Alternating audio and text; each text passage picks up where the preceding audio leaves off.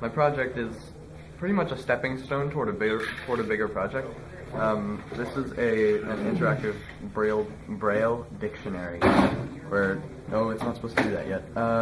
Anyway, it says open the serial monitor, so then you open the serial monitor over here, and it prints out instructions and other things right there.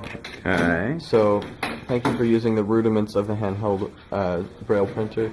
You can use the yellow and blue buttons to scroll through the definitions. And then some of the characters aren't accepted on the LCD screen for some reason, like tilde and backslash. So I had to put those in as TD and BS. Okay. I give that definitions in there.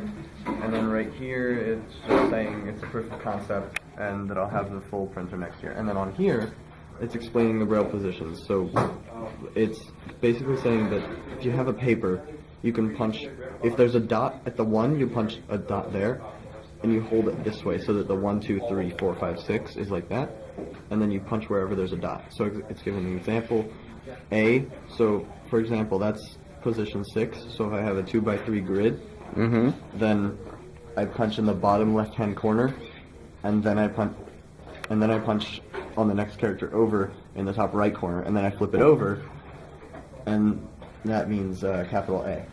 Okay. And your hope? My hope is to integrate this into like a full 3D printer-esque, like it goes around and punches the bumps in for you. Okay. Sort of thing. But for now, you can scroll through the letters by pressing the buttons. It has the whole alphabet, and you can hold it down. Also punctuation like this, underscore, and then the lowercase alphabet.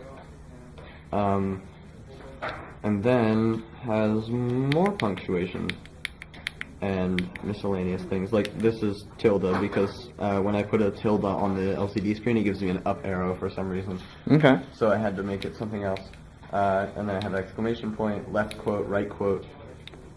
But if you just go through and you hold it like this, you can say that that's a % sign. So since it goes to the other side and you read it from left to right, you have to write it from right to left. So I punch in the top left of the first character, and then 2 middle parts of the second one, and then top left, top right, and all the way down the right side for the last one, and then you flip it over and you read across, and that's a %. Cool. All right.